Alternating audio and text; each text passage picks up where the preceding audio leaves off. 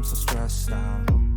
Everything just feels like a test that I fail, so depressed when I can't seem to get out. But something deep inside won't let me quit. I swear that I'm inspired by all this shit.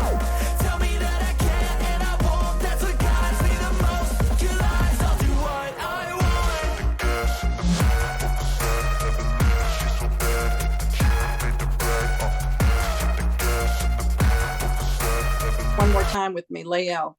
Leo. Just so gorgeous. I like my name even better.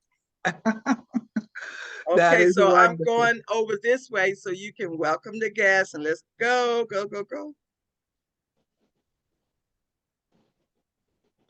All right. So Dr. Ogunlana, thank you for being here. It's really an honor. I mean, when I study what you've accomplished, you make it look easy, but I also even think about the travel requirements, how that takes courage. A lot of women don't like to travel that far. And you've traveled all over the world and you've founded and started so many things. Dr. Lee, would you like me to start with some questions? Am I doing what you'd please. Like? All right. All right. So if you don't mind, I am interested in your initiative to provide healthcare for the impoverished, because that's a really, really big task. I mean, my health insurance, we've been paying $1,500 and $1,900 a month for 3 of us, and then another $350 a month for my daughter. And it's so ridiculous. I'm really interested in how you empower women to access healthcare when it is so incredibly expensive. Thank you so much. And it's a pleasure being here with you this evening. And I think when I talk about providing equitable access to healthcare for women and children, most especially in impoverished nations, communities all around the world. When I initially started, as you know, I am originally from Lagos, Nigeria. I'm the princess from Lagos, Nigeria. And so early on, since I was little, I've always had this, we've always, you always knew that you had to do something, especially, coming from the royal background, and you know that, your responsibility is to your people, and you need to look for ways in order to be able to ease their burdens any which way you can. Now, fast forward later, when I started the African Women's Health Project International, you'll be surprised that prior to that, my first degree was in journalism, by the way. Print journalism, to be precise. So I have a journalist background, and my pastime hobby, or when I got to America, what I decided to do was I wanted to show my Africa, like I call it, to the world. And so, and I figured that the only way to do that was to just do it through fashion shows, through the culture, through the fashions and the culture, because that's one thing that, that's a language that everybody speaks, right? So, with a very long, successful career of doing that, doing fashion show, especially in Arkansas, in rural Arkansas, which is, Arkansas is in the southern states in America. And when I got to America at that time, anyway, it was very heavily segregated at that time. But I was through the fashion show and the culture that I was introducing, I was actually able to bridge the gap. I was able to bring people together from all backgrounds to just put on fashion show, because that's a language that everybody speaks also too, right? So I was able to bring everybody together and actually do that. And I saw that there was some kind of gifting, so to speak, in when you are really being just authentic about what it is that you do, you can really bring people together.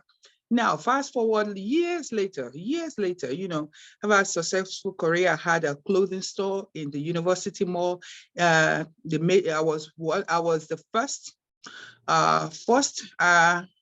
African-American, Black African, what have you, that is just really our color, that actually had a standalone store, a boutique in the University Mall at that time. I did a lot of first, in the state of Arkansas, by the special grace of God. But in 1999, between 1997 and 1999, my story changed a lot because, before I was just really busy, really trying to showcase the beauty of my culture to the world and, bringing about that bridge. But then my grandmother passed away. And when my grandmother passed away, myself and my two brothers, my younger brother is a physician here in Houston, Texas, and my older brother is in the medical field also too, in cancer research in San Antonio. But during that time, we went to my grandmother for the burial, burial. And after we've already done the final rites and the passages, we went to the beach to just really kind of pass time before we could travel back to America.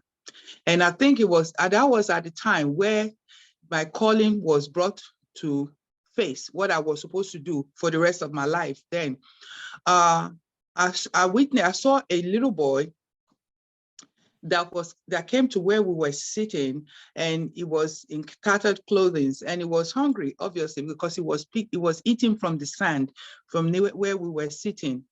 And I saw that, but this was the way once when I saw him and they shooed him away to actually go, go away, get away from here. I followed him. I don't know what made me follow him, but I followed him to where he had his mother. His mother had 5 other children with her. The little boy was about 9 years old. The other 5 children was younger. And she even had one that was about 1.5 years old or something that was in our lap that she was breastfeeding from one breast because, she had her clothing. She was, they were living in a tattered, like a cardboard type of housing. This was about 6 children. And she was breastfeeding a child from one breast and the other breast was gangrene. Oh, goodness. It was gangrene, it was oozing, it was, it was just, that memory, memory really stayed with me. That was at that moment I knew that there has to be something. And I think maybe for the first time, it just dawned on me that, well, I'm very busy, busy doing the fashion show, doing all the, things that, to show the culture, but there's still a side, whereby you have a woman that has 6 children, and she's never had a pap smear. She's never, access to healthcare is little to none whatsoever. So you have a whole group of people on that side, whereby they don't, medical care is not even, is considered a luxury. It's a big construct to what it is that we have over here in America. So at that point, I knew I needed something to be done, because there was just no way that, this can continue on, whereby you have a mother of 6 children. She's obviously on she was on the first, the final stages of breast cancer. The cancer was literally eating her up and there's no help in sight.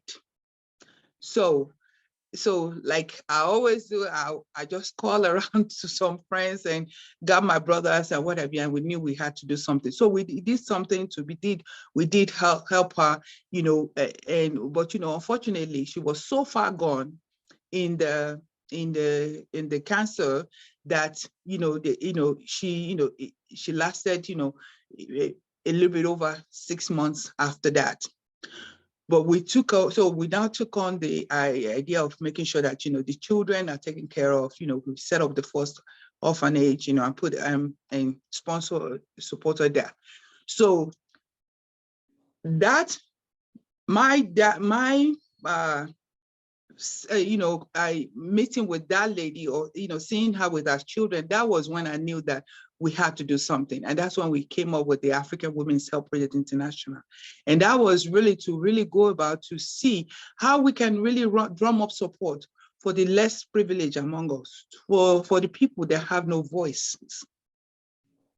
So I came back to the United States. I have quite a lot of friends at the University of Arkansas for medical sciences. I have doctors, nurses, even pastors, just women of God in this church. That, all of them have some kind of skills or whatever. We put them together like this, and we began to do medical missions to different African countries and what have you. So that's what we've been doing for the last 20 years. And this happened, of course, way back then, but the memory of the lady still keeps me going. And that's one of the reasons why I know that we have to do whatever it is that we have in our power. When God has, bless us with certain giftings or what have you, that gifting is not just for us to just use. It is for us to be able to impact into others, in order to be able to bring them out from whatever despair that they might have been in. That's an amazing story. I'm going to think about that too. I have Mhm. something that's a little bit off track, if you're okay with that. Yes. You said to me, and I wrote this down, you said that when you're from royalty, you have a responsibility, but I want to talk about that, because you said your brother is a doctor and your other brother specializes in cancer and medical research, right? Right. Yet I know my father was a derm surgeon, and I was surrounded by many people from privileged backgrounds and elitists. The Fords, the Strohs were my father's patients. And I always wondered what makes somebody want to serve versus the person that wants to be served. And it seems to me, from a young age, you decided you were going to serve, yet it's not really, in my thoughts, a responsibility from someone from royalty to serve. It's a decision that they want to serve and not choose to be served, because just like I do, there's a lot of royalty out there and they want to be served. Yet you took the opposite. You said, I want to serve people. You've done so many amazing things. You even picked an unpopular topic. You picked a topic of menstruation, which a lot of people don't want to talk about.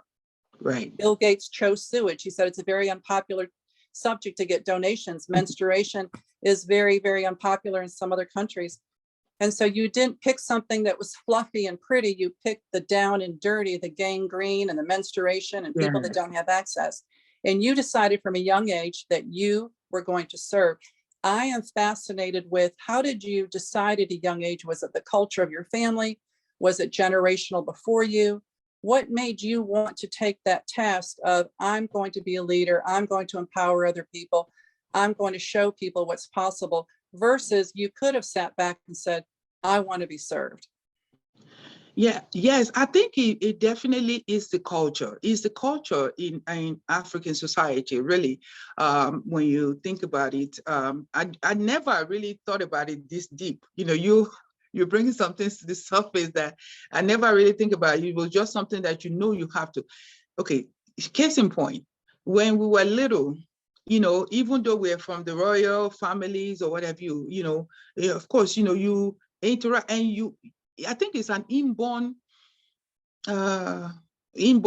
thing, right? It's inborn, but also too, it's a cultural phenomenon that's been passed on, whereby, like my grandmother is a big, she's a big influence in her lives. And my grandmother, I remember, if even like children in the area, they say, oh, if my grandmother is around, they know they're gonna eat today.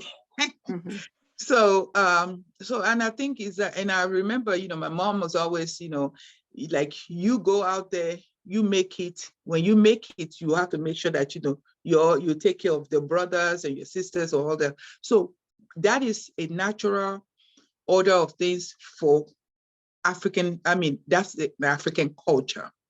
It's a culture, right? But then as a royal, the culture is even heightened more, because the way we believe, or the way I was raised, is that